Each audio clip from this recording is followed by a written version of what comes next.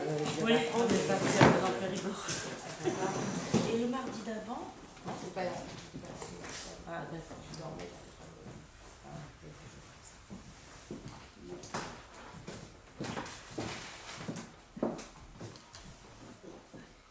On est en page 40. Ouba Benoni. Donc on va faire directement dans les mots, parce que la semaine dernière on a bien expliqué. Donc on est à la 2, 4, 6, 7. Septième ligne avant la fin. Ouba Benoni. Yesh Gamken Shete Madrigot. Chez le Benoni, il y a aussi les deux niveaux. Oved Elohim Va'asher Lo Avado. Alors, la semaine dernière, on avait dit que le principe a priori de Lo Avado, quelqu'un qui ne sert pas Dieu, c'est essentiellement chez le tzaddik, parce que le tzaddik, il n'a plus de guerre à mener. Alors maintenant, la question, elle est, est-ce que chez le Benoni, donc quelqu'un qui est normal, donc quelqu'un qui est intermédiaire, est-ce que chez lui, ça existe le principe de ne plus avoir à travailler? Alors, la semaine dernière, il y avait une dame qui avait dit, mais c'est notre chance à nous qu'on est dans ce domaine-là, qu'on est dans ce niveau-là. C'est quoi notre chance à nous? C'est parce qu'on a tout le temps où aller. On a tout le temps un niveau à atteindre. Alors que des gens qui ont déjà tout atteint, ils n'ont plus l'adrénaline, ils n'ont plus l'envie. Pourquoi? Parce que bon, ils ont déjà pas mal de choses. Alors on avait répondu la semaine dernière. Qu'en vérité, ce n'était pas lié avec nos capacités à nous, ce n'était pas lié avec notre état à nous aujourd'hui, parce que, étant donné que nous avons toujours à avancer, donc on peut constamment avancer. Mais la question, les grandes lignes, c'est lesquelles? C'est tzaddik ou benoni. Le tzaddik, lui, il a déjà tout atteint, donc c'est possible qu'il va se reposer sur ses lauriers. Mais est-ce qu'un benoni, quelqu'un que son yetzer hara, il est toujours présent chez lui, est-ce que ça existe le principe de se reposer ou ça n'existe pas? Je répète la question. Si maintenant je suis déjà riche, je peux me reposer sur mes lauriers. Mais si maintenant tous les jours je dois me battre pour ma parnassa, je dois me reposer le matin. Je suis obligé de me lever le matin. Oui ou non? Donc étant donné que le tzaddik, lui, c'est quelqu'un qui a déjà, il a envoyé son yetzer hara, il a renvoyé son yetzer hara de chez lui. Il n'a plus de yetzer hara. Donc c'est normal que chez lui, il y a le principe de l'or avado. C'est-à-dire, il n'a plus de guerre à mener. Mais est-ce que chez le Benoni, ça existe aussi, l'or avado, de ne plus avoir de guerre à mener? Et on va voir tout de suite qu'il peut y avoir chez le Benoni aussi les deux statuts. Le statut de quelqu'un que le matin il se bat et il fait la guerre, il y a un statut de quelqu'un qui ne fait plus la guerre. Et c'est lié avec quoi? On va voir ça tout de suite. Au Benoni, yesh gamken shetei madregot. Chez le Benoni, donc on est à la 7e ligne avant la fin. Ou Benoni, et chez le Benoni, il y a aussi les deux madrigotes, les deux niveaux. Oved Elohim, donc un Benoni qui se lève le matin et qui doit combattre le yetzer hara tout le temps. Donc ça c'est ce qu'on appelle Oved. Donc tous les jours, il crée et il s'efforce de gagner du terrain. Comme on a expliqué la semaine dernière que le principe de travail, c'est toujours d'inventer et de gagner du terrain, de faire des nouvelles choses. Donc il y a chez le Benoni ce principe-là, et le principe de je me repose sur mes lauriers. Et donc je ne me bats pas. Je viens, je suis pacifique. Alors maintenant on dit passif, il n'y a pas de bataille, pacifiste. Va'afal piken. Eino racha. Va'afal piken. Et malgré tout, il ne sera pas considéré comme un rachat. Pourquoi?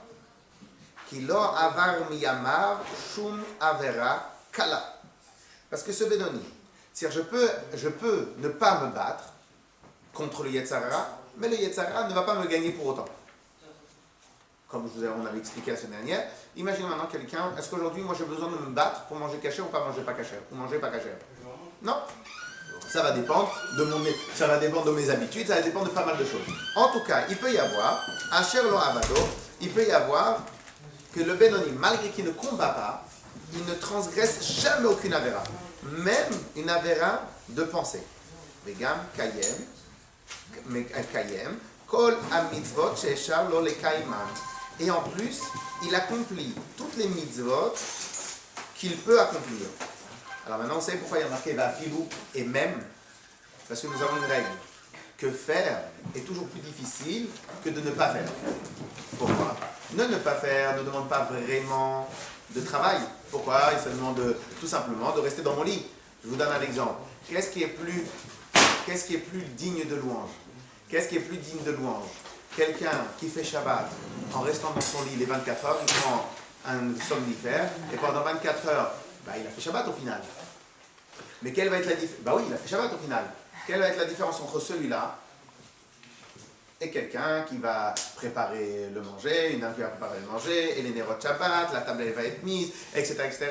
Donc là, on va faire encore mieux Shabbat, encore plus respecter Shabbat. Mais qu'est-ce qui est le plus compliqué? Dans les deux cas, on a respecté Shabbat. Un, il a respecté Shabbat simplement sur ne pas transgresser, et l'autre, elle a accompli, elle a respecté le Shabbat sur les mitzvot assez, sur les mitzvot à faire. On va faire mieux Shabbat, on va donner le kavod, on va faire. Donc faire, c'est toujours plus compliqué. Donc le principe de va'afilu en hébreu, c'est le même, c'est-à-dire qu'il y a toujours une difficulté en plus. Va'afilu mekayem, vous êtes avec moi dans les mots? Vegam kayem kol mitzvot she'efshar lekayem. Et en plus, il accomplit toutes les mitzvot qu'il peut faire. Le Talmud Torah keneged kulam, et la mitzvah la plus difficile à faire dans la vie, c'est laquelle? C'est d'étudier la Torah à chaque instant. Pourquoi c'est la chose la plus difficile? Parce que ça ne demande pas simplement un effort, ça demande une présence d'esprit, et ça demande vraiment un effort physique. Parce que cela veut dire qu'on n'a pas le droit de se reposer, on n'a pas le droit de rester à rien faire. Et dès que tu as terminé quelque chose, dès que tu as terminé de travailler, dès que tu as terminé de penser à ton travail, dès que tu as terminé de t'occuper de ta famille, paf, tu viens, tu te plonges dans le livre. Et c'est pas que tu te plonges dans le livre, tu rêves, tu te plonges dans le livre, dans le concret. Et ce Benoni-là, il a atteint un niveau où il ne perd même pas un instant d'étude de Torah. Alors venons, on refait la photo. La photo, c'est quelqu'un, il se lève le matin tôt, il étudie la chassidoute, il va faire la tfila, il étudie la Torah. Quand il va travailler, faire attention à tout ce qu'il dit, à tout ce qu'il parle, à tout ce qu'il regarde, à tout ce qu'il entend, à tout ce qu'il... Il va faire attention à tout. Et malgré tout, on va dire qu'il n'est pas un oved. Malgré tout, on dit qu'il ne bataille pas. Comment c'est possible? Alors regardez. Et malgré cela, Ela she'eino ser shum milchama ima yetzer lenatzcho. Mais malgré tout, il ne fait aucune bataille. Allié des or Hashem, l'avant-dernière ligne. Allié des or Hashem ameir a nefesh haelokit shebemoach. Il ne fait aucune bataille, c'est-à-dire il ne met pas le nefesh elokit, l'âme divine, versus l'âme animale. Achalit à la lèvre canal. Pourquoi maintenant il n'a pas besoin de faire de bataille? Comment tu peux être un Benoni et tu n'as pas besoin de faire de bataille? Un tzaddik qui ne fait pas de bataille, je comprends. Il s'est déjà débarrassé du Yetzara. Mais un Benoni, le Yetzara, il est à l'intérieur de lui. Rappelez-vous ce qu'on a étudié. Le Benoni, c'est celui qui a la nature de radin, mais qui fait des actes de générosité. Mais tachlès, au moment où il fait les actes de générosité, il a besoin de prendre de l'iprane. Donc il a besoin de se batailler, il a besoin de faire la guerre. Donc où est-ce qu'on peut voir le principe de Benoni sans bataille? Tout ça, on avait travaillé la semaine dernière. Vous vous rappelez? Alors, pourquoi? Mipenei she'en yitzro omed nenegdo levatelo mitorato vavodato. Parce que son Yetzarara ne vient pas l'embêter. Ve'en sarich lilchom aimo klal. Et il n'a pas non plus besoin de se batailler contre lui. Par exemple, est-ce que vous avez déjà vu des gens qui sont studieux de nature? Oui. C'est quoi quelqu'un qui est studieux de nature? On l'enferme dans sa chambre. Il bosse. Non, tout le monde s'amuse et lui il travaille. Il bosse. Est-ce que ça existe qu'il est sérieux de nature? C'est-à-dire que ses parents, des fois, ils se demandent... C'est des jeunes aussi qui ont été formatés comme ça. Non, nature, c'est pas formaté. C'est pas formaté. Alors, comment c'est possible que quelqu'un, il peut être travailleur de nature? Parce qu'il y a plusieurs paramètres.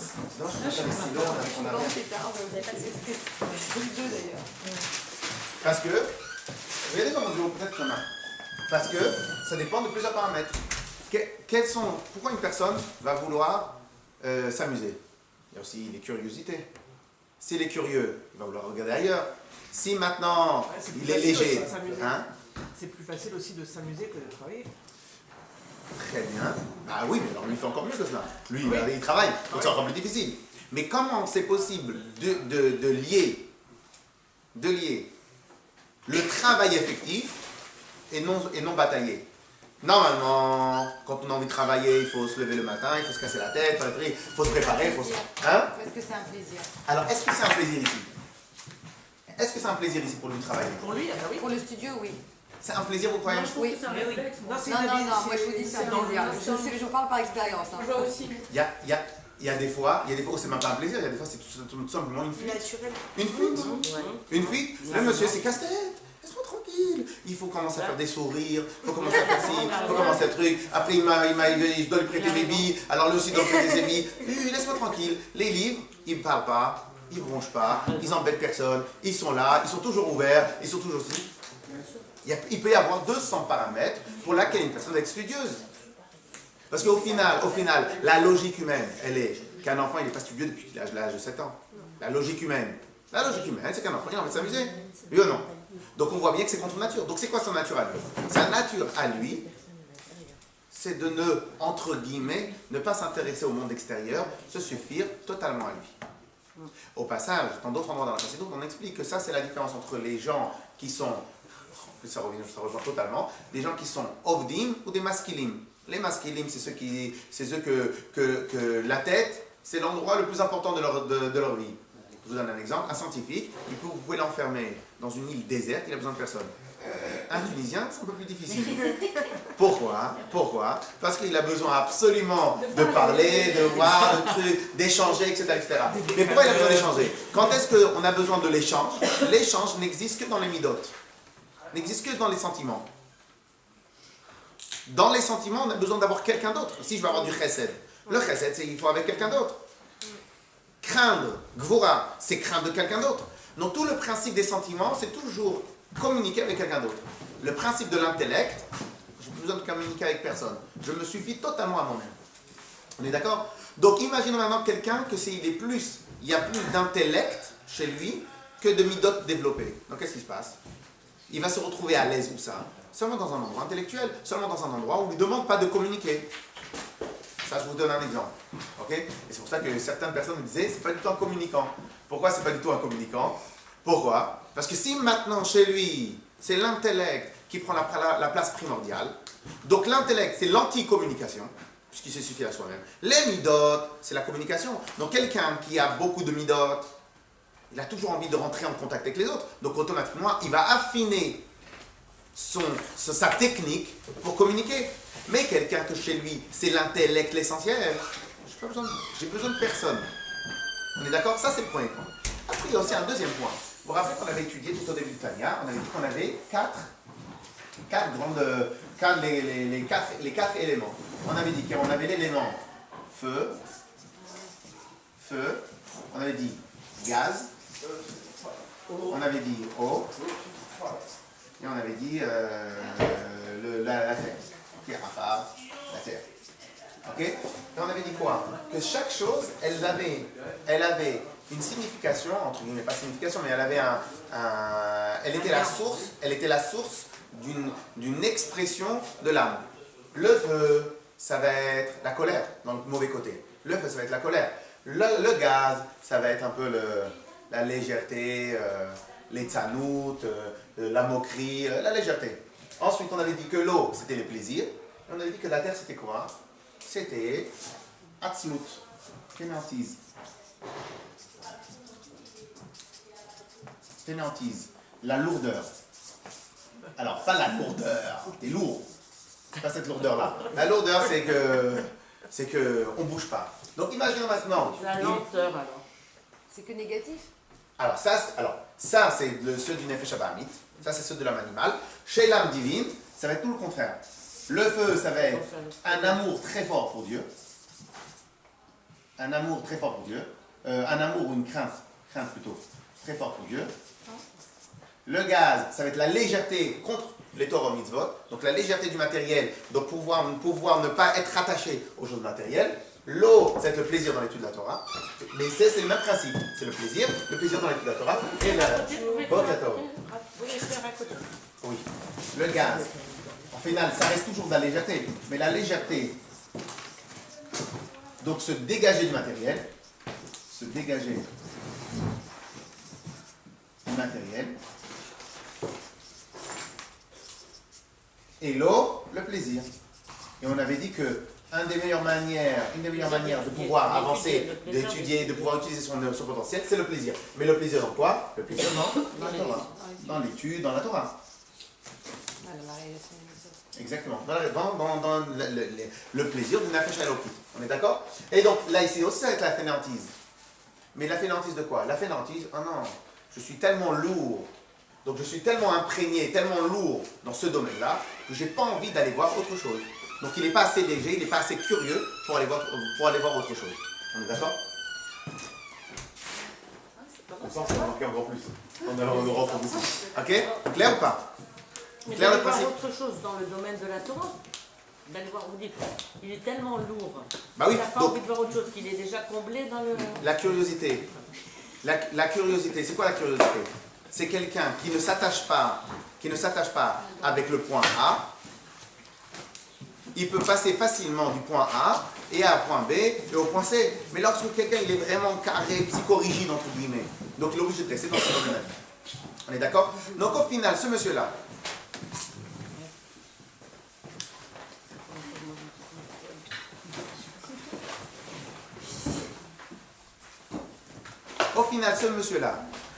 qui est une personne studieuse de nature, est-ce qu'aller faire une avéra, ça va l'intéresser? Laisse-moi tranquille. Ah, maintenant, peut-être que chez lui, il va avoir un autre problème. C'est quoi le problème qu'il pourrait avoir? C'est un peu l'orgueil. L'orgueil ou le non-intéressement des autres. Donc, il va avoir des domaines où travailler. Mais n'oublions pas une chose. Il ne faut pas sortir de notre objectif. Le Benoni, il est défini Benoni, donc intermédiaire, lorsqu'il fait 0 avéra. 0 interdiction.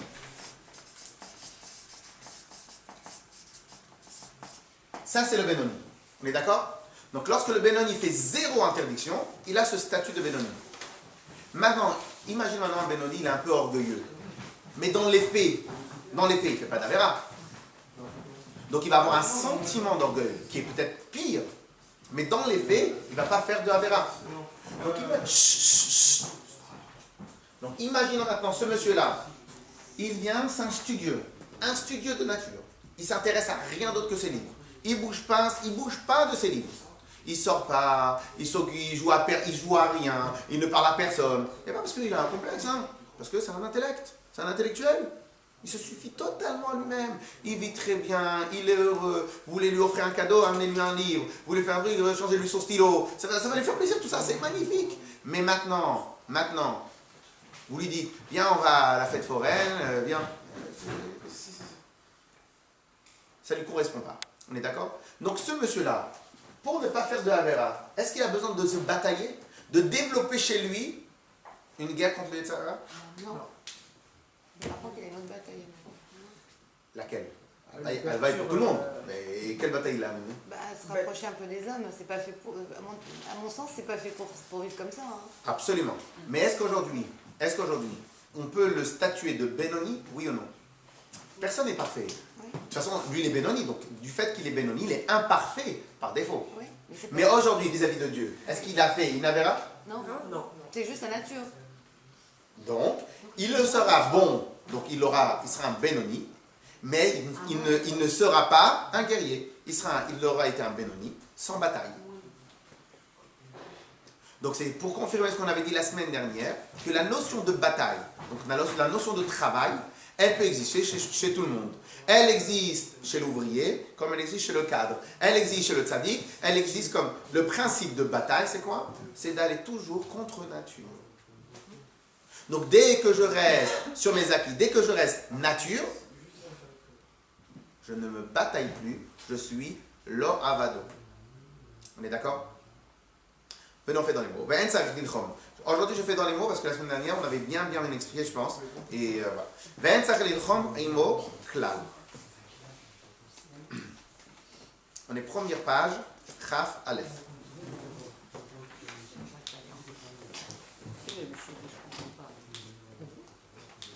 Alors, ve'en tzarich lilchom imo. Et il n'a pas besoin du tout de batailler contre le Yetzara. Kegon, Sheu matmid belimudo, betivo. Il est naturellement sérieux et régulier dans son étude. Mitul dato. Depuis qu'il est né, il est comme ça. Al-Yede, Tigbor et Amar Ashchora. Par le fait que sa nature taciturne, il est taciturne de nature. Et non plus, il ne va pas avoir des outrages à plaisir, c'est-à-dire il va pas être intéressé, il va pas être excité par tout ce qui se passe devant lui. Parce qu'il est froid, il est calme. C'est pas un mammifère, c'est un reptile. Ok? C'est-à-dire il est froid, il a le sang froid. Un Ashkenaz. Vechen. Bishar Tanugé Olam Hazé. De la même manière, pour tous les autres plaisirs du monde. Umechusar Egesh Anaa Betivo. Il va totalement être dénué de toute sensation, de tout sentiment. Tu l'amènes devant une belle voiture. Il te dit mais ça sert à quoi? Laisse-moi tranquille. Tu vas l'amener devant un monument, tu vas l'amener devant le musée du Louvre. Il va te dire, mais excuse-moi, à quoi ça sert tout ça? Il est totalement insensible. Le Rav, je crois qu'il y a un monsieur qui vous cherche là. Velachen, pour cela, donc qu'est-ce que celui-là? Il a besoin de méditer et de décupler chez lui, de développer chez lui un amour pour Akadosh Baruch Hu très fort pour pouvoir aller faire Torah mitzvot. Pas besoin. C'est naturel. Et en plus, mettez-vous à la place de l'époque. Ou à la place de l'époque, il n'y avait pas d'internet, il n'y avait rien du tout. Au final, c'était ou bien tu sortais très loin pour aller t'amuser, ou bien tu restais tranquille dans ta chambre et tu étudiais. Donc au final, celui-là, qu'est-ce qui se passe? De par sa nature, qui est complètement insensible ou complètement froide, est-ce qu'il a besoin de développer chez lui un amour pour Akadosh Baruch Hu pour pouvoir au final faire Torah mitzvot? Il n'a pas besoin. Pourquoi? Il n'a pas besoin de bataille.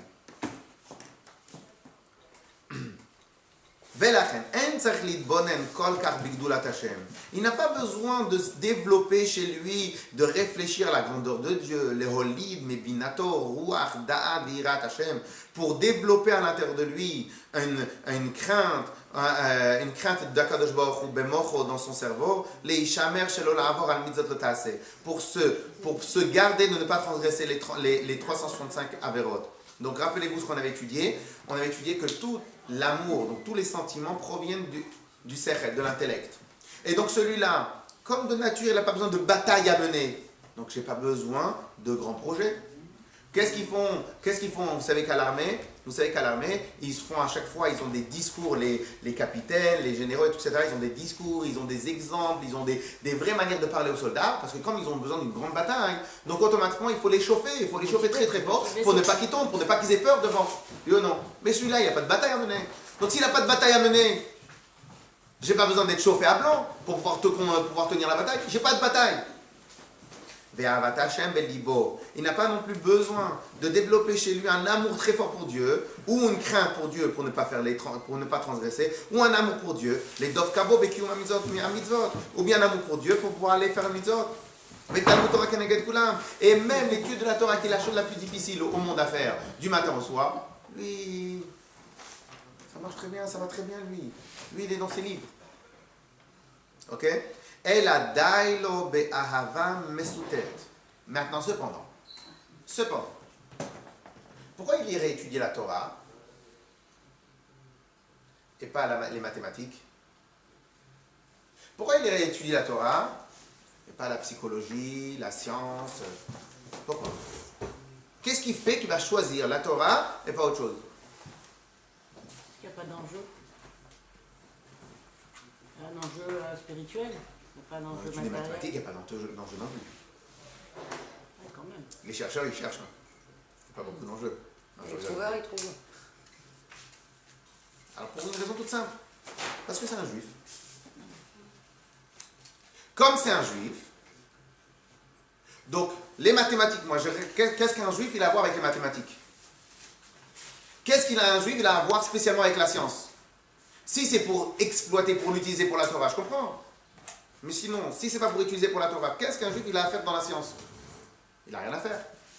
Donc étant donné que c'est un juif, il a un lien tout particulier avec Torah Je ne suis Mitzvot. pas d'accord. De quoi? Parce que pour faire avancer l'humanité, Et les je prix suis pas Nobel et d'accord. tout, ouais, c'est ça. Je suis pas d'accord. Non, ça va pas ça. Dans des matières, enfin, dans des domaines comme ça. Est-ce que j'aurais voulu que tous ces prix Nobel là, ils étudient la Torah, ils auraient eu des grands prix Nobel dans la Torah? Ah ben non, mais attendez. Mais on peut parler, il y en a pour les deux. Ça, je pense pas que ça J'étais sûr que vous alliez rebondir sur ce point-là, c'est j'étais évident, c'est sûr. évident. J'étais Non, sûr. non, C'est non, évident. non, non. C'est la théorie, ce que vous Alors, c'est un débat. C'est évident. Ça veut dire que si maintenant je demande à mon fils, si maintenant mes enfants ils vont me demander, qu'est-ce que je dois étudier papa? Je vais lui dire va étudier les mathématiques. Non, mais s'il a des facilités dans le domaine. Les mêmes facilités qu'il a dans les mathématiques, il va les avoir dans l'étude de la Torah. Oui, Elle mais fait pas les on deux. n'est pas Non, tous. non, c'est pas vrai. Vous demandez, Quelqu'un qui est doué en maths, il n'est pas forcément doué en littéraire. Mais il ne peut pas être doué. si quelqu'un il fait des études à l'université, il peut faire des études à l'Yeshiva, on est d'accord.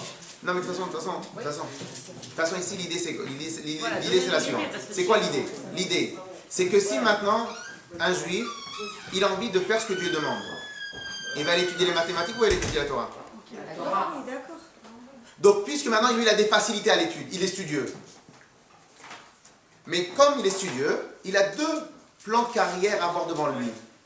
Pourquoi il étudie la science? Tous les juifs doivent étudier la Torah et pas aller dans les autres domaines. En théorie. Ah oui, bien sûr. C'est ça? Ah oui. En théorie, oui. Et alors comment on vivrait? Et quand, hein? Comment on mange? C'est bizarre quand même. Vous savez qu'ils ont posé cette question-là au Rav d'Israël de Sarcelles, à l'époque. Ils avaient posé la question au Rav d'Israël de Sarcelles. Chut. Ils avaient demandé comme ça. Et parce que lui, pendant un moment, il demandait de l'argent pour un collège et tout ça. Alors, hein, il lui a dit, mais je comprends pas. Vous imaginez, si maintenant tous les juifs étaient au collège, qui donnerait les dons pour aller étudier pour le chose? Il fait, ben, si tout le monde serait au collège. Bon, il n'a pas répondu, ma chère, il serait là. Mais c'est pas ça. Il a répondu, eh ben, ça serait comme à l'époque du désert. C'est Dieu qui nous donnerait à manger directement. Allez. Mais ça s'est déjà passé. On est très bien. Ah Mais ça s'est déjà passé. Oui ou non? Pourquoi? Parce qu'à l'époque, il y avait pas, tout le monde étudiait la Torah. Et si les gens n'avaient pas étudié la Torah à l'époque, on ne l'aurait pas encore eu aujourd'hui. Donc je ne veux pas rentrer dans des questions qui n'ont rien à voir ici. Aujourd'hui, ce monsieur-là, il a deux plans de carrière à avoir devant lui. Plan de carrière A. Un instant. Vous savez très bien que je suis ouvert, donc c'est pas ce genre de discours-là qui me fait peur, moi, vous savez très bien. Donc c'est pas... Alors, donc, il a devant lui, on se concentre sur ce qu'on est en train d'étudier. Il a devant lui deux plans de carrière.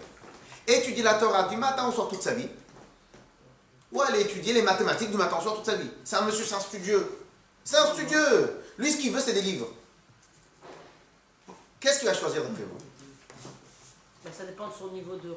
Exactement. Donc si maintenant il a un tout petit peu, il a eu un tout petit peu d'éducation, ou il a eu un tout petit peu de niveau de religion, il va choisir quoi?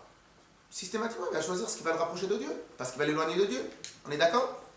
Maintenant, 7 pour un religieux. En tout cas, il a une âme religieuse. Parce que, pour un religieux, est-ce que le choix il sera difficile? Non. Pourquoi le choix ne sera pas difficile? Parce que c'est un juif. Non. Deux secondes, j'arrive. C'est un juif religieux. Ouais. Donc Sinon, c'est-à-dire vous nous que sa judaïté a une place plus importante. Un instant. Chut, deux secondes. D'abord, il faut écouter là où je veux arriver. Donc qu'est-ce qui se passe? Le choix, il a été facile. Pourquoi? Parce que étudier pour lui, c'est pas un problème. Il a juste besoin d'un petit déclic, d'un petit plus pour aller étudier la Torah. Ce petit plus-là, on va l'appeler aujourd'hui Ahava Mesuteret. Ahava Mesuteret. L'amour caché, vers Hachem, évidemment.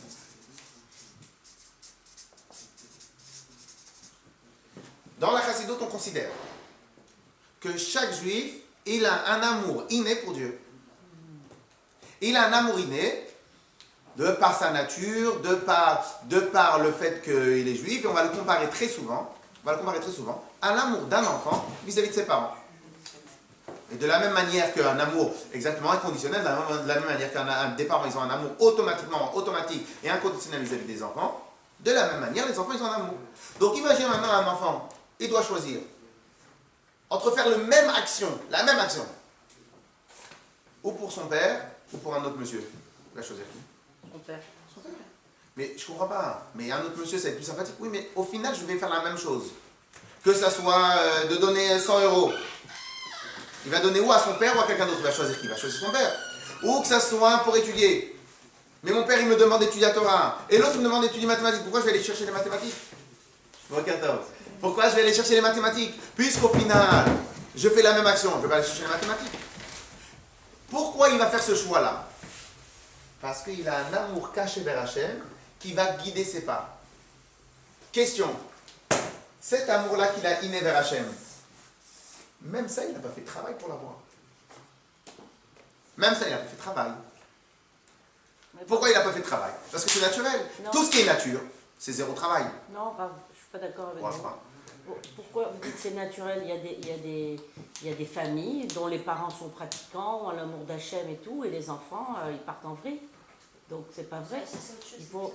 Ah bah non, il faut... On Non, parle mais de au la début- base dans le cœur, on est tous la Oui. chaîne. Maintenant que tu fasses les mitzvahs, Quand le t'es nazi, petit, quoi. Quand t'es petit, à moi, chaque Ouais, fois, je veux dire, quand c'est t'es pas dans une les actes généralité. Je faits, veux dire, on a tous... Ah, si, Il y a, on a une âme. il y a- Après, tu fais que tu t'exprimes pas, c'est une chose, tu l'exprimes pas. il y a, rapidement, je vais vous répondre à la question. Il y a rapidement. On a vu des choses dans la vie qui contredisent ce que vous rapidement. dites. Hein. Très C'est rapidement. ça que je voudrais comprendre. Dans chaque... Être. On avait un peu travaillé ce principe-là avec l'histoire du milieu, de la défragmentation. Dans la vie, nous avons 200 calculs à faire par seconde, 3000 calculs à faire par seconde, dans nos choix, au minimum. Plus les calculs sont acquis, ils sont automatiques, plus l'étape suivante, je la fais plus rapide. Plus je dois me battre sur les calculs, plus la décision va être plus lente.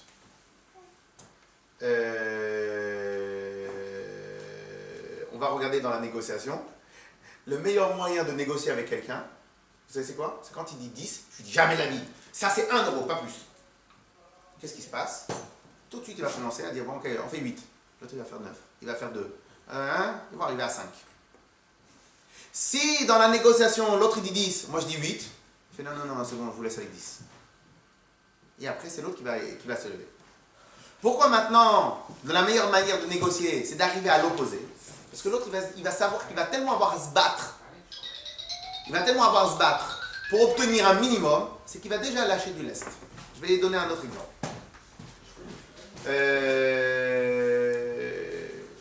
Pour qu'un enfant, il soit religieux, ok? Il a des parents religieux. Ça veut dire quoi être religieux? Religieux ne veut pas dire juste pratiquer. Un des principes de la religion, c'est quoi? C'est de s'annuler soi-même. Faire passer nos plaisirs personnels après les plaisirs de Dieu. Faire passer nos intérêts après les intérêts d'Hachem.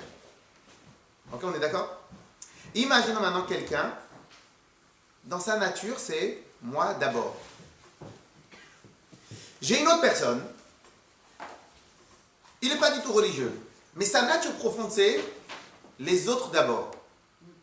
Qui est le plus proche de la Torah? Le numéro 2. Pourtant, il n'est pas religieux. Ouais, c'est pour ça, c'est pas une question de pratique. Donc cela veut dire qu'il y a plein d'étapes jusqu'à qu'une personne soit vraiment religieuse. Il y a plein d'étapes. Et il y a aussi plein d'étapes qu'une personne, Dieu préserve, ne soit pas religieuse et soit très très loin. Dans l'éducation de nos enfants, qu'est-ce qu'on cherche à faire? On cherche à gagner du terrain à ce qu'ils aient le moins de questions à se poser. C'est pour cela qu'on a la règle de Chanoch Lanahar Apidarko. Enseigne à ton enfant selon sa nature. Si un enfant, je vais toujours le casser pour aller à la synagogue. Je vais toujours le casser, je vais le tirer par les oreilles, etc. Qu'est-ce qui va créer chez lui à l'intérieur de lui? Un rejet pour la synagogue. Va toi à l'âge de 13 ans, 14 ans, ou 15 ans, ou 17 ans, quand il est aussi grand que son papa, il est aussi fort que lui, va toi maintenant lui tirer les oreilles. Va lui tirer les oreilles, vas-y. Va lui tirer les oreilles, on va voir qu'est-ce que tu arrives. Et le pire, c'est quoi? C'est que tellement on lui a tiré les oreilles, c'est que ses oreilles sont devenues longues. Qu'il n'en veut plus. Et maintenant, va le rattraper. Il n'en veut plus. Et donc tu vas devoir. Et donc, chaque jour que tu lui as tiré les oreilles pour venir à la synagogue, tu lui as créé une étape en plus. Donc tu l'as créé 1 mètre de distance vis-à-vis de la synagogue. Le deuxième jour, tu lui as retiré les oreilles. Tu lui as créé un 2e mètre de distance. 3e mètre, 10e mètre, 100 mètres, 10 kilomètres. Va récupérer 10 kilomètres maintenant à 17 ans. Va, une fois que maintenant il peut faire ce qu'il veut, va récupérer. Alors, comment il faut la Selon pâter? sa nature. Selon sa nature. Ça ira selon sa nature. Alors, une des natures les plus faciles, c'est les cadeaux, c'est les choses. C'est. Bon, après, maintenant, on va pas. C'est pas ça le sujet du cours. Pour l'amener à la synagogue. Bien sûr, tous les coups Les sont moyens permis. sont bons. Tous les coups sont permis. sont dans la nature. Tous les coups sont Ça permis. s'appelle acheter son enfant, ça. Non. Ça dépend des enfants, tu peux Non, lui faire des olives, C'est ce qu'il faut. Bien sûr. Tu lui promets tu une lui belle promets un bol seconde. d'olive au Barbringen. Voilà, tu lui dis aujourd'hui tu vas avoir bon frites. 2 secondes. Un bonbon. En tout cas, ça peut être un cadeau, ça peut être parler, ça peut être expliqué, ça peut être le prendre par la main. Imagine un enfant qui veut faire, mais seulement s'il a, il a sa mère et son père avec lui. Donc ça peut être plein de choses. Mais lui faire en sorte qu'il n'y ait pas un rejet, faire en sorte qu'il soit, en harmonie avec lui-même. Qu'est-ce qui se passe? Qu'est-ce qui se passe lorsque ça va être en harmonie avec lui-même? Il n'aura pas donc il va faire un avec le sujet. Une fois qu'il va faire un avec le sujet, donc il sera plus proche de la synagogue, plus proche de la Torah, plus proche qu'autre chose. C'est extrêmement difficile. Ah oui, C'est le plus difficile. Non, parce que vous prenez en plus l'exemple top quoi, de la personne très religieuse qui veut que son fils vienne. Mais je pense que le père en question a un gros travail à faire. Ça veut dire que C'est même le plus l'ouverture compliqué. d'esprit, ça Mais serait c'est pas le envie de plus venir. compliqué. Non, mais ça me choque un peu l'histoire du moment. Même s'il n'a pas envie de venir, Ce que tu n'aimes pas, c'est acheter. voilà, c'est acheté. Ouais, mais il a Non, mais il besoin n'a pas de envie de dire. venir. Et encore une fois, moi je vous félicite. Parce que c'est vrai, non? Parce qu'il y a des gens qui ne viennent pas pendant des années à la synagogue. Quand vous les voyez la première fois, vous les accueillez avec le sourire comme s'ils étaient. Ils ont envie de revenir. Non, parce que c'est En ça fait, ce vous qui voulez pas dit. la Non, synagogue, mais Ils c'est leur pas- offrir un cadeau. Hein? Oui, c'est ça, mais pendant qu'il est à la maison, ça me dit c'est pas madame. pour autant. Non, mais- Très tôt, parce qu'après on a 7h30. Faut que je vienne à 7h15. Faut que je vienne à 7h15. 7h15, je peux venir. C'est peut-être un peu plus difficile, vous n'êtes pas leur père. Comment? Mais c'est peut-être un peu plus difficile parce que vous n'êtes pas leur père. Mais vous ne les avez pas achetés par quelque chose. Si, mais donner Parce que vous arrêtez au cadeau, vous arrêtez sur un truc. Par rapport au père, ça peut être autre chose. Cadeau, ça peut être tout. Par rapport au père, c'est un gros travail d'ouverture d'esprit, de dire bon ben je ne veux pas venir à mon fils, c'est pas grave. C'est le plus Et difficile. puis il viendra dans 10 ans et le père sera super content qu'il vienne, même si En tout cas, j'en suis sûr et certain. Après, ça prend avec des pincettes. Ça prend avec des pincettes. Ça prend avec des pincettes, mais j'en suis sûr et certain que c'est beaucoup plus important C'est un petit de 3, 4, que 5 ans. des fois, même si on n'arrive pas à le faire venir à la synagogue, on n'arrive pas à le faire faire des choses, mais qu'il n'ait pas le sentiment de rejet. Moi, j'ai peur, une peur bleue, Et il y en a des tonnes qui de ont ça. développer chez mes enfants et automatiquement de développer chez les barons qui sont ici à la yeshiva ou n'importe quoi, de développer un sentiment de rejet. Parce que va chercher, va le récupérer. Et maintenant, tu ne sais pas où le rejet il a été. Peut-être que le rejet il a été dans un endroit du cœur que tu ne savais pas. Donc c'est ça le Et travail. dans l'éducation, enfin, vous êtes tous plus jeunes que moi. Non, arrête. Si, vous êtes plus jeunes. Vous êtes plus jeunes. Moi, j'ai Oh là là, t'es autour vieille. de moi des gens qui ont 60 ans. Non, mais c'est vrai. T'es très vieille. Maintenant, Je sais t'es pas, je dois belle, avoir t'es 10 belle. ans de plus que vous. T'es Mais belle, non, c'est vrai, hein. c'est pour vous dire que l'éducation séfarade, moi je ne connais pas l'éducation séfarade, a fait qu'il y a énormément de garçons de mon âge autour de moi qui ont rejeté Ouais. tout parce que mais c'était c'est une vrai. catastrophe. Il y a C'était un on y va monsieur- et il y a un c'est- monsieur qui vient ici tous les matins. C'est une mentalité Lubavitch où les gens. C'est ça, je veux On dire. t'accueille quel que soit, connaissez c'est pas pas la la mentalité Il y a un de monsieur qui vient Lubavitch. ici tous les matins, il a dit qu'il était dans une certaine yeshiva, on va taire son nom. Et bon, maintenant, après, c'est aussi sa nature. Comme il était un peu rebelle, il voulait un peu s'amuser, et qu'il recevait que des coups, il était toujours énervé, etc., etc. À la fin, dès qu'il a eu l'âge de partir de l'école, il a fait j'enlève les tefilines, j'enlève tout, j'enlève Shabbat, j'enlève ci, j'enlève ça. C'est l'effet inverse. Il y en a beaucoup. Fermer la porte à l'échelle. Voilà, il y en a beaucoup. Dans des familles religieuses aussi, ça arrive à des enfants qui partent. Et Dieu préserve, Oui, bien mais ce qu'il y évidemment. a aussi, c'est que quand on force, quand nos enfants, on leur montre qu'on étudie, qu'on va à la synagogue, peut-être qu'ils ne le font pas. Mais arrivé après un âge, même Ils reviennent de même. ça ressort. Moi, je vois mon père qui a été forcé le matin, le midi, le soir, aller étudier. Il a tout rejeté. Et arrivé à 60 ans, il s'est remis dans la... Parce que bon, il y a des fondations quand même. Oui, c'est ça. Maintenant, il faut juste espérer que. Bon, ça va. Allez, maintenant. Chut. Alors, maintenant, qu'est-ce qui se passe? Qu'est-ce qui se passe? Pour ce Benoni-là, combien il a eu d'étapes? Hein? Combien il a eu d'étapes? Comment? Si on a dit une fois par an, je crois qu'on fera un cours, on discute. Oui, alors il faut juste le décider. Parce que comme ça, tout le monde sait qu'on joue à Regarde. Excusez-moi, un instant. Donc maintenant, le Benoni. Quelles sont les étapes qui peuvent empêcher quelqu'un d'étudier la Torah toute la journée? Une des étapes, c'est quoi?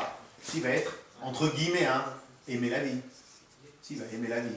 Donc il va vouloir voir tout le monde, il va vouloir rentrer, il va vouloir rigoler avec tout le monde, etc. etc. Donc qu'est-ce qui se passe? D'être studieux dans les études, bien sûr que ça empêche. Ok? Quelqu'un qui est excité, il n'a pas les mêmes capacités de se concentrer que quelqu'un qui est calme, qui est froid. Non, Ensuite. je me fais penser à quelqu'un, mais moi je ne vais pas le nommer, qui adore. Le financier. Quoi? Le financier. Alors, 2 secondes. Donc, il va aimer la vie. Il va avoir des problèmes de concentration. Ah, c'est sur la personne même, ça? Oui, problème de concentration. Il va être un peu plus, par exemple, je sais pas moi, il va avoir un mode d'apprentissage non scolaire, mais plus, je sais pas moi, manuel. Il va avoir un mode d'apprentissage, comme il va être un peu rebelle. Donc, qu'est-ce qui se passe? Il ne pourra pas écouter à 100% le professeur. Ok? Écoutez, c'est très important ce qu'on est en train de faire. Donc, il va y avoir plusieurs étapes. En vérité, je peux en faire, il y a des sous-étapes, Hein? On peut faire plein. Écoutez, c'est très important. Donc, il peut y avoir 200 étapes qui empêchent quelqu'un d'étudier. Ok? Qu'est-ce qui se passe maintenant? Ce monsieur-là qui a une nature studieuse. Qu'est-ce qui se passe? Aimer la vie? Eh ben non. La vie, il sait pas c'est quoi, il sait que les livres, il sait pas s'amuser. Concentration, il n'a pas de problème de concentration. Donc oui, il fait une... Manuel, non, je ne suis pas du tout manuel. Je suis absolument scolaire. Moi, il me faut un livre, un stylo, et j'ai tout compris. Scolaire, il est scolaire, il n'est pas manuel. Rebelle? Non, je ne suis pas rebelle. Moi, tu me mets là où tu veux, je m'assois, je suis très bien. Ils sont Très bien. celle-là. Attention, je ne dis pas que c'est l'enfant parfait. Hein. Ah ouais, Bon, on aime bien les enfants qui sont... ok? Donc, il est rebelle? Non, docile, on va l'appeler. Alors maintenant, on va faire ici, c'est des moins. Ici, c'est des plus. On est d'accord? Un instant. Non, là, on ne parle pas de religieux. On parle de quelqu'un qui est studieux. Ok? Donc, quelqu'un qui a tout ça, il a de très peu de chances. Si maintenant il a tout ça très fort, il a très peu de chances de faire des hautes études. Si par contre il a ça, il a des chances de faire des hautes études. On est d'accord? Très bien. Alors maintenant, qu'est-ce qui se passe? Imaginons maintenant, je suis un Benoni. Mais un Benoni de quelle manière, de quel style? Ce style-là. Celui-là. Combien j'ai besoin de développer d'amour profond pour Dieu pour aller me plonger dans mes livres? Au final, j'ai qu'un seul choix à faire. Un seul choix à faire. Ou mathématiques, ou Torah. Comme je suis un juif, j'ai une éducation religieuse, qu'est-ce que je vais aller chercher dans les mathématiques? Je vais avoir le même salaire dans la Torah, dans les mathématiques. Pourquoi je vais chercher en mathématiques? Il n'y a aucune raison. On est d'accord? Très bien. Donc le choix, qu'est-ce qui se passe? Le choix, il est rapide. Imaginez maintenant quelqu'un il veut devenir studieux dans l'étude de la Torah. Mais il a cette nature-là. Combien d'amour pour Dieu il doit développer pour faire ce choix d'étudier la Torah toute la journée? Il doit d'abord développer un amour pour Hachem que pour aimer la vie, il faut qu'il l'aime essentiellement dans les mitzvot et Torah mitzvot. Déjà seulement ça, il s'est déjà épuisé.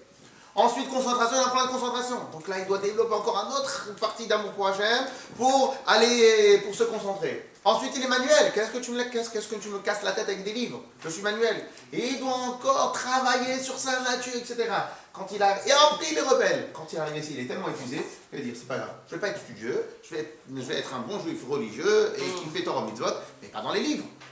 Mais lui, son problème à lui, c'est quoi? C'est que chaque jour, il va devoir continuer à se battre. Chaque jour, il va devoir continuer à se battre. Donc, celui-là, on va l'appeler, si au final il y arrive, celui-là, on va l'appeler un Oved, un bosseur. Exactement, on va peut-être dire un bosseur. Et celui-là, un non-bosseur. Oui. N'oubliez pas, madame, que je caricature beaucoup. Parce qu'on est obligé de caricaturer. C'est pas un peu vous, c'est pas. Mais c'est pas méchant. Non. Moi, je suis comme ça, moi. Non, c'est pas méchant, c'est pas méchant quand je dis ça. Vous savez bien que je dis que des petites choses sur vous. Quand Non, mais c'est intéressant aussi. Non. Oui, mais la question ici, la question ici, elle est est-ce qu'on est bosseur? Parce qu'il y a quelqu'un qui peut avoir tout ça, mais qui n'est pas non plus un bosseur. Non, mais en fait, personne. Non, mais c'est complètement intéressant. Alors c'est pour ça qu'on a dit. Non, mais si je peux il y a des points que je retrouve chez vous, si je connais un petit peu, et vous êtes un bosseur. Non, mais c'est gentil ce que je dis. Vous êtes un bosseur, et ce qui est intéressant, c'est votre expérience. Voilà quoi. Bon, vous nous expliquerez ça après. Non, pas du tout, c'est que pour arriver là où vous en êtes aujourd'hui, c'est votre expérience. Oui, mais encore une fois, on avait dit la semaine dernière que bosseur est une épice. Il peut y avoir quelqu'un qui va être comme ça, il ne va pas spécialement travailler. Parce que, on est d'accord? On est d'accord. Donc pour l'instant, on dit qu'il y a une épice qui est aller au-delà des acquis. Ça, c'est la question. Donc imaginez maintenant que moi j'ai travaillé il y a 10 ans et maintenant je suis sur mes acquis. Je suis plus bosseur. Peut-être j'ai été bosseur. Je suis plus bosseur. Donc le principe, c'est d'être bosseur tout le temps.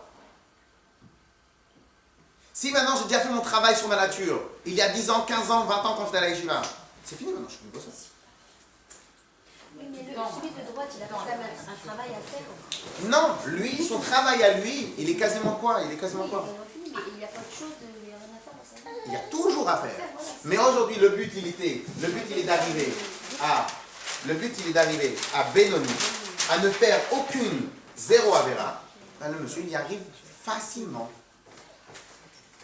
Si vous reprenez votre tableau, le Benoni, c'est celui qui fait 0 Avera et qui passe son temps à étudier la Torah. Dans ce tableau-là, parce qu'on a caricaturé. Dans ce cas-là, oui. Oui, parce que je veux dire, il y a plein d'autres paramètres. Je veux dire, on ne peut pas être un Benoni, c'est aussi. Je veux dire, pour reprendre l'exemple tout à l'heure, vous avez dit quelqu'un qui a des facilités à étudier parce qu'il est complètement dans l'intellect. Vous êtes ici aujourd'hui. Comment? Mais qui n'est pas dans l'échange avec les autres hommes. Je veux dire, à mon avis, il manque quelque chose. Peut-être que là, on va lui reprocher pourquoi tu n'as pas été en échange avec d'autres personnes. Mais on ne va pas lui reprocher pourquoi tu as fait des avérotes. Oui, mais alors Benoni, c'est pas un concept global. Non, Benoni, c'est 0 avéra. C'est ça le principe de Benoni. Maintenant, est-ce que il aura avancé l'univers d'un pas? Non. Est-ce qu'il aura contribué à la grande évolution de la Torah? Peut-être non. Donc sur ça, il sera reproché. Mais il ne sera pas reproché sur le fait d'avoir fait d'avérotes. Maintenant, peut-être, il y avait un certain rave qui était très très connu, et lui, il avait une nature, lui, ça. Et ça, à merveille de chez merveille. Il a étudié la Torah toute sa vie. Mais est-ce qu'il a monté une yeshiva? Il n'a pas monté de yeshiva. Il n'a pas monté de yeshiva, il avait à peine quelques élèves, Il n'a pas transmis. il a presque rien transmis. Mais de l'autre côté, alors dans certaines pas régions, dans certaines communautés orthodoxes, ils l'ont vénéré comme un grand sadique. Peut-être, sûrement. Mais concrètement, est-ce qu'il a fait avancer le monde? Pas trop. Donc c'était une référence pour certains domaines. Il étudie la Torah tout le temps. Mais Tachlis aujourd'hui, est-ce qu'on peut lui reprocher d'avoir fait des avérotes? Dieu préserve. Alors après, on n'est pas parfait. Maintenant, moi, si je fais des bêtises, mais de l'autre côté, j'échange avec d'autres personnes, alors j'échange avec d'autres personnes, c'est bien, mais les bêtises que j'ai fait, peut-être c'est grave, et peut-être c'est même plus grave. Donc aujourd'hui, on parle sur le principe d'Averot. Donc, excusez-moi, je termine. Donc, celui-là, pour pouvoir choisir cela, est-ce qu'il a besoin de faire un grand travail d'amour pour Akadosh Baruch Hu, de s'empêcher de faire des Averot? Non, il a besoin que du minimum syndical. C'est quoi le minimum syndical? Ahava mesuteret. Ahava mesuteret. C'est quoi Ahava mesuteret? L'amour caché. Pourquoi l'amour caché? C'est-à-dire qu'au final, quoi qu'il arrive, je dois prendre ma voiture, je dois rouler 1 heure. J'ai entre déposer mon père ou déposer quelqu'un d'autre. Si je peux faire les deux, je fais les deux. Mais si je peux faire qu'une seule chose, quoi qu'il arrive, tu vas là-bas, tu prends ton père.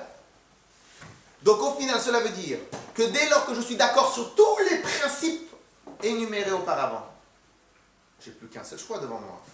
Le choix Torah ou maths. Mon père me demande Torah, je fais Torah. Pour moi, ça revient totalement au même, c'est investissement zéro. Et si j'ai besoin d'un investissement très fort, pour quand même me concentrer dans la Torah, j'ai besoin d'un investissement très fort dans la concentration, dans etc. J'ai besoin de tout ça comme investissement. Bon, là, il faut vraiment que j'ai une aide particulière, il faut vraiment que je développe la nefesh elokit, l'âme divine, contre l'âme animale, il faut vraiment que je fasse un travail très très fort. Mais quelqu'un que quoi qu'il arrive, il suffit juste de lui mettre le livre devant lui, et il étudie. Donc il n'a pas besoin de travail. Ce Benoni-là, il ne va pas être un tzaddik. C'est quoi le principe de tzaddik? Le principe de tzaddik, c'est celui qu'on a. Non, le principe de tzaddik, c'est celui qui s'est débarrassé de son Yetzara. De 51% à 99%. Mais en tout cas, il s'est débarrassé de son Yetzara. Lui, c'est pas un tzaddik, c'est un Benoni. Maintenant, il bataille? Il bataille pas. Ça confirme ce qu'on a étudié la semaine dernière, que la bataille, c'est tout simplement une épice. On va continuer encore un peu dans les mots. Velachem. Eno. Donc on est quasiment au milieu de la page. Quelle page? Page Chaf Aleph. 40 à droite. Velachem. Velachem. Velachem. Et c'est pour cela. Eno Nikra Oved Klal. Ce Benoni, il n'est pas appelé un bosseur. Qui ahava zo hamesuteret. Parce que cet amour-là, en fin de compte, qu'il va développer pour pouvoir se choisir Torah mitzvot. Est-ce qu'il a fait un travail dessus? Il a fait un travail. C'est naturel. Tu aimes ton père plus que quelqu'un d'autre. C'est naturel. Donc t'as rien fait à personne. Et ce n'est pas ton travail à toi. Toi, tu n'y as pas participé. Et la irushatenu mavotenu les klal Israël planchgatou les kaman. Mais c'est uniquement un héritage qu'on a eu. Quelqu'un qui est riche parce qu'il a eu un héritage. Bon, il est riche. Est-ce qu'il a fabriqué? Est-ce qu'il a créé? Est-ce qu'il s'est bataillé pour avoir un héritage? La même chose, l'amour que nous avons eu pour Akadosh Baruch Hu de manière naturelle, et au passage ça va répondre aussi un peu les questions qu'on a posées tout à l'heure, mais même des juifs non religieux, ils viennent à la synagogue pour Kippour, ils viennent à la synagogue quand ils ont une Brit Mila, ils viennent à la synagogue, etc. Donc au final, s'ils n'avaient rien à voir parce qu'ils n'étaient pas religieux, s'ils n'avaient pas cet amour latent à l'intérieur d'eux, ben même pour une Brit Mila, laisse-moi tranquille. Tu m'appelles la veille quand il y a à manger, mais c'est tout, laisse-moi tranquille. Oui ou non? Donc au final, cela veut dire qu'ils ont toujours, que dans chaque juif, il y a cet amour. Mais cependant, si je me restreins qu'à cette flamme-là, je vais être considéré comme un, peut-être, au meilleur des cas, comme un Benoni, mais non bosseur. Ok? Allez, maintenant ça va être un peu plus intéressant. Oh là là, il est déjà 10h15. Chazak, Obaouf. Vous avez été sec comme ça. Non, parce qu'il y a le point. Si on démarre après. Voilà, si je démarre, on termine à midi et demi.